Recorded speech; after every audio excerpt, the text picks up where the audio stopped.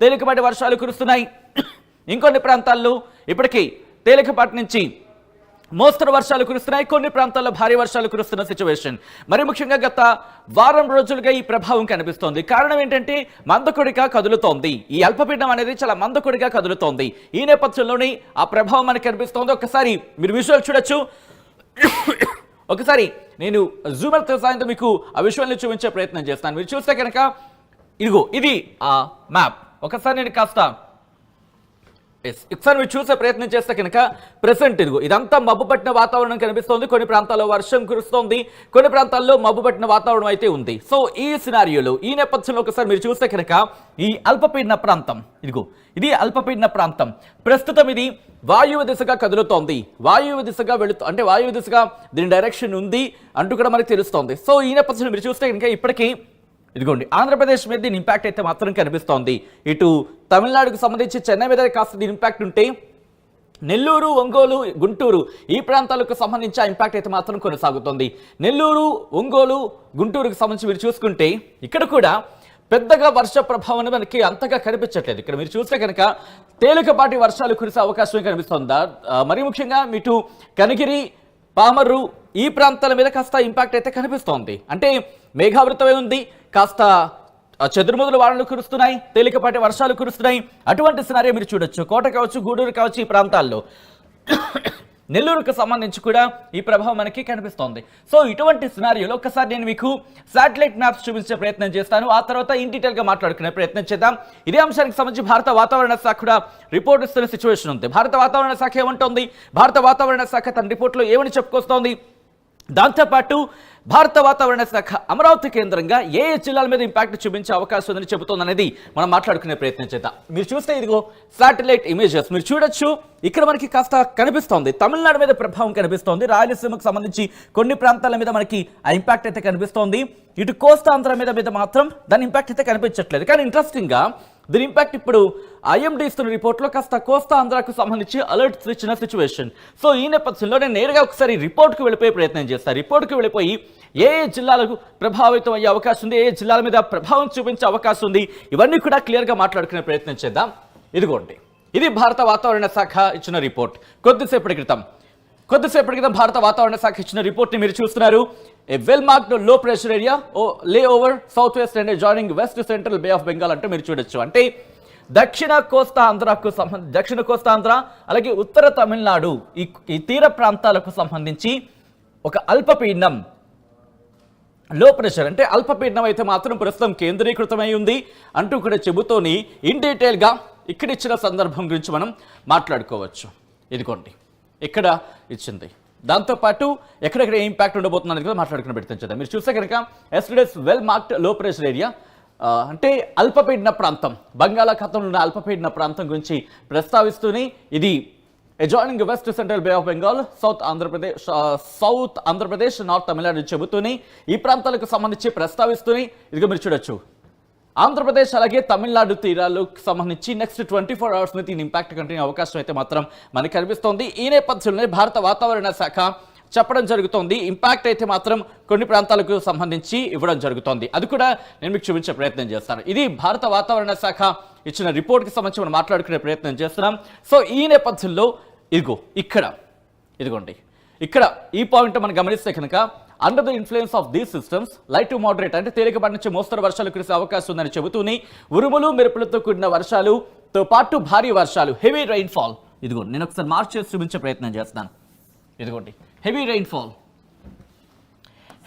అని చెప్పడం జరుగుతోంది. భారీ వర్షాలు ఇటు కోస్తా ఆంధ్రతో పాటు మరికొన్ని ప్రాంతాల్లో కురిసే అవకాశం ఉందని వాతావరణ శాఖ చెబుతోంది. 25, 26 అంటే ఈ రోజు రేపు కూడా భారీ వర్షాలు కొన్ని ప్రాంతాల్లో కురిసే అవకాశం ఉందని భారత వాతావరణ శాఖ చెప్పడం జరుగుతోంది. ఒడిశాకు సంబంధించి 25 తారీఖున ఇంపాక్ట్ చూపించే అవకాశం ఉందని చెప్పి భారత వాతావరణ శాఖ అంచనా వేయడం జరుగుతోంది. సో ఈ నేపథ్యంలో ఎటువంటి అలర్ట్స్ ఇచ్చిందనేది ఒకసారి నేను మీకు చూపించే ప్రయత్నం చేస్తాను. అంటే ఈ రోజు రేపు కూడా 25వ తారీఖున ఎల్లో అలర్ట్ జారీ చేసింది భారత వాతావరణ శాఖ ఉత్తర కోస్తా ఆంధ్రతో పాటు దక్షిణ కోస్తా ఆంధ్ర, రాయలసీమకు సంబంధించి కొన్ని ప్రాంతాల్లో. దాంతోపాటు రేపు కూడా ఎల్లో అలర్ట్ కంటిన్యూ అవుతోంది. మీరు చూస్తే కనుక సేమ్ ఈ రోజు ఎటువంటి సిచ్యువేషన్ ఉందో రేపు కూడా అటువంటి సిచ్యువేషనే, అటువంటి అలర్ట్ జారీ చేసింది. ఎల్లో అలర్ట్కి సంబంధించి మీరు చూస్తున్నారు. ఈ రోజు రేపు కూడా ఈ ఎల్లో అలర్ట్ అనేది కంటిన్యూ అవుతుంది. సో ఈ నేపథ్యంలోని భారత వాతావరణ శాఖ ఏం చెబుతోంది అనేది ఒకసారి మీరు చూసే ప్రయత్నం చేస్తే కనుక మ్యాప్ ద్వారా మీరు చూడొచ్చు. ఇటు ఉత్తర కోస్తాంధ్రతో పాటు దక్షిణ కోస్తాంధ్ర మీద దీని ఇంపాక్ట్ అయితే మాత్రం మనకి కనిపిస్తోంది. West central Bay of Bengal అంటూ కూడా మీరు చెబుతున్న ఇన్ఫాక్ట్ మీరు చూడొచ్చు. సో ఇక్కడ కేంద్రీకృతమై ఉంది. ఇది వాయు దశగా కదులుతోందనేది మనకి అందుతున్న సమాచారం. సో ఒకవేళ ఇది ఎటువైపు వెళ్ళబోతుంది అనేది ఇన్ఫాక్ట్ ఇది డైరెక్షన్స్ మార్చుకుంటున్న సిచ్యువేషన్ ఉందంటే కూడా గత కొద్ది రోజులుగా మనం మాట్లాడుకుంటున్నాం. సో ఈ నేపథ్యంలో ఇంకా డైరెక్షన్ మార్చుకునే అవకాశం ఉంది. అంటే ఒకవేళ డైరెక్షన్ మార్చుకున్నా పెద్దగా ఇబ్బంది పడాల్సిన అవసరం లేదనేది మనకు అందుతున్న సమాచారం. ఎందుకంటే కనుక ఇది బలహీనపడుతున్న క్రమంలో భారీ వర్షాలు కొన్ని ప్రాంతాల మీద ఉండొచ్చు తప్ప అత్యంత భారీ వర్షాలు ఉండకపోవచ్చు. కొన్ని చోట్ల చెదురుముదురు వర్షాలు ఉంటాయి, కొన్ని చోట్ల తేలికపాటి నుంచి మోస్తరు వర్షాలు ఉంటూ ఉంటాయి. సో ఎక్కడ తేలికపాటి వర్షాలు ఉండే అవకాశం ఉంది, ఎక్కడెక్కడ భారీ వర్షాలు పడే అవకాశం ఉంది, ఎక్కడెక్కడ చెదురుముదురు వర్షాలు కురిసే అవకాశం ఉంది, ఇవన్నీ కూడా మాట్లాడుకునే ప్రయత్నం చేద్దాం. ఇదే అంశానికి సంబంధించి భారత వాతావరణ శాఖ అమరావతి కేంద్రంగా ఇటు తెలుగు రాష్ట్రాలకు మరీ ముఖ్యంగా అమరావతి కేంద్రంగా ఆంధ్రప్రదేశ్కి సంబంధించి అలర్ట్స్ ఇచ్చింది. ఆ రిపోర్ట్ని నేను మీకు చూపించే ప్రయత్నం చేస్తున్నాను. Here is on the screens of RTV. Srikakulam, Parvathipuram, Vizianagaram ఈ 3 జిల్లాలకు సంబంధించి ఎల్లో అలర్ట్ ఇచ్చింది. దాంతోపాటు heavy rainfall likely to occur at isolated places. నేను కాస్త జూమ్ చేస్తున్నాను సో దట్ ఇంకా మనకి క్లియర్గా ఉంటుంది. ఇదిగోండి మీరు చూస్తే కనుక ఇదిగో శ్రీకాకుళం, ఎస్ ఓకే, శ్రీకాకుళం అలాగే పార్వతీపురం, విజయనగరం ఈ 3 జిల్లాలకు ఎల్లో అలర్ట్ ఇచ్చింది. దాంతోపాటు heavy rainfall likely to occur at isolated places. అంటే కొన్ని చోట్ల అంటే అన్ని చోట్ల అని కాదు, అంటే శ్రీకాకుళం జిల్లాలోని కొన్ని ప్రాంతాల్లో భారీ వర్షాలు కురిసే అవకాశం ఉందని భారత వాతావరణ శాఖ అమరావతి కేంద్రంగా అంచనా వేయడం జరుగుతోంది. At the same time Parvathipuram సంబంధించి కూడా ఇటువంటి రిపోర్ట్ ఇచ్చింది. విజయనగరం కూడా అటువంటి పరిస్థితి ఉండే అవకాశం ఉందని చెప్పి భారత వాతావరణ శాఖ చెబుతోంది. అక్కడి నుంచి ఇంట్రెస్టింగ్గా విశాఖపట్నం కావచ్చు, మిగతా ప్రాంతాల మీద అంతగా ఇంపాక్ట్ చూపించదు. ఇక్కడ కూడా నిల్లంటుంది, అంటే నిల్లంటూ చెప్పుకోవచ్చు, అంటే ఎటువంటి ప్రభావం ఉండదని చెబుతూనే మీరు గమనిస్తే నెల్లూరుకి సంబంధించి నెల్లూరు మీద మళ్ళీ ఇంపాక్ట్ చూపించే అవకాశం ఉంది. నెల్లూరుకి కూడా సేమ్ అలర్ట్ జారీ చేస్తుంది. అంటే ఈ రోజు రేపు కూడా భారీ వర్షాలు కొన్ని ప్రాంతాల్లో పడే అవకాశం ఉందని భారత వాతావరణ శాఖ అంచనా వేయడం జరుగుతోంది. మళ్ళీ నెల్లూరుకి ఇచ్చింది, ఆ తర్వాత ఇంకా ఏ జిల్లాలకు లేదు. చిత్తూరు వరకు వచ్చేసామంటే అర్థమైన సిచ్యువేషన్ మనకి. సో ఈ నేపథ్యంలో ఒకసారి మీరు గమనిస్తే కనుక ఈ డైరెక్షన్ ఇదిగో ప్రస్తుతం ఇక్కడ కేంద్రీకృతమై ఉంది. ఇదిగోండి మీరు క్లియర్గా గమనిస్తే కనుక చెన్నైకి అలాగే దాంతోపాటు ఆంధ్రప్రదేశ్కి దాదాపుగా దగ్గరలో ఉందని చెప్పుకోవచ్చు. అంటే నార్త్ తమిళనాడుకి, ఉత్తర తమిళనాడుకి, దక్షిణ అంటే ఇన్ఫాక్ట్ రాయలసీమకు సంబంధించి రాయలసీమల దక్షిణ కోస్తాంధ్రకు సంబంధించిన ఆ మధ్యలో కేంద్రీకృతమైంది బంగాళాఖాతంలో ఈ అల్పపీడనం. ఈ ప్రభావంతో ఇప్పటికీ వానలు కురుస్తున్న సిచ్యువేషన్ మనం చూస్తున్నాం. ఇది దగ్గరకు వచ్చే కొద్దీ బలహీనపడుతోంది, వాయుదిశగా కదులుతోంది. కానీ ఇది వాయుదిశగా వెళ్ళే అవకాశం ఉందంటే కనుక బిగ్గెస్ట్ క్వశ్చన్ మార్క్ అనేది చెప్పుకోవాలి. సో ఈ నేపథ్యంలో రాబోయే 2 రోజుల పాటు ఎటువంటి వాతావరణం ఉండబోతోంది, ఇది ఎలా మారే అవకాశం ఉంది అనేది ఒకసారి ఈ మ్యాప్లో నేను మీకు చూపించే ప్రయత్నం చేస్తున్నాను. మీరు ఇప్పటికే గమనిస్తున్నారు దీనికి సంబంధించి ఎటువంటి సినారీ ఉంది అనేది.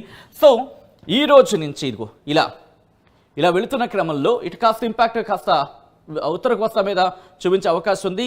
అది దాని డైరెక్షన్ మీరు చూడొచ్చు. ఇది వాయువు దిశగా దీని డైరెక్షన్ ఉన్నప్పటికీ కూడా ఓకే నైరుతి వైపు వెళుతోంది అనేది ఇంకో చర్చ. అంటే ఓకే వాయు దిశగా కదులుతోంది, దాంతోపాటు నైరుతి వైపు వెళ్ళే అవకాశం కూడా ఉంది. దీని ఇంపాక్ట్ మీరు చూడొచ్చు. అంటే రేపు మనకి ఇంపాక్ట్ అయితే మాత్రం కనిపించే అవకాశం కనిపిస్తోంది. మీరు చూస్తే కనుక రేపు అనంతపురం నుంచి మొదలు పెడితే తిరుపతి, నెల్లూరు, ఒంగోలుతో పాటు కాస్త తెలంగాణకు సంబంధించి ఖమ్మం వరకు కూడా ఇంపాక్ట్ మనకి కనిపిస్తోంది. ఇంట్రెస్టింగ్ డెవలప్మెంట్ కింద చెప్పుకోవాలి. ఇప్పటికే హైదరాబాద్ లాంటి ప్రాంతాల్లో మబ్బుపట్టిన వాతావరణం కనిపిస్తోంది. సో రేపు కూడా కంటిన్యూ అవకాశాలు ఉన్నాయనేది మనకి దీన్ని బట్టి అర్థమవుతోంది. రేపు ఎల్లుండి వరకు కూడా కాస్త దీని ప్రభావం ఉండే అవకాశం ఉంది. ఆ తర్వాత నైరుతి వైపు వెళ్ళిపోతుంది, వాయు దిశగా కదులుతూ నైరుతి వైపు వెళుతోంది. ఇంట్రెస్టింగ్ డెవలప్మెంట్ కింద చెప్పుకోవాలి. ఆ తర్వాత 27వ తారీఖున పూర్తిగా ఇది ఇటు నైరుతి బంగాళాఖాతం నైరుతి బంగాళాఖాతం వైపు వెళ్ళిపోతుంది. పశ్చిమ దిశగా కలుగుతూ నైరుతి బంగాళాఖాతం వైపు వెళ్ళిపోతుంది. ఇంట్రెస్టింగ్ డెవలప్మెంట్ కింద చెప్పుకోవచ్చు. సో అంటే 27కి అంటే 27వ తారీఖున పూర్తిగా తన ప్రయాణాన్ని ముగించబోతోంది. కాబట్టి 2 రోజుల పాటు పెద్దగా భయపడవలసిన అవసరం లేదు. కానీ తేలికపాటి నుంచి మోస్తరు వర్షాలు ఉంటాయి, కొన్ని చోట్ల భారీ వర్షాలు ఉంటాయంటూ భారత వాతావరణ శాఖ చెబుతోంది. సో ఈ నేపథ్యంలో ఎటువంటి సినారియో ఉంటుంది, భారత వాతావరణ శాఖ అధికారులు ఏమంటున్నారో అడుగుతాం, మరి కాస్త అందించే ప్రయత్నం చేస్తాను. తెలంగాణకు సంబంధించి కూడా చూసే ప్రయత్నం చేద్దాం. తెలంగాణకు సంబంధించి భారత వాతావరణ శాఖ ఇచ్చిన రిపోర్ట్ ఇది. తెలంగాణ రాష్ట్రంలో తేలికపాటి నుంచి మోస్తరు వర్షాలు అక్కడక్కడ కురిసే అవకాశం ఉందని భారత వాతావరణ శాఖ చెప్పడం జరుగుతోంది.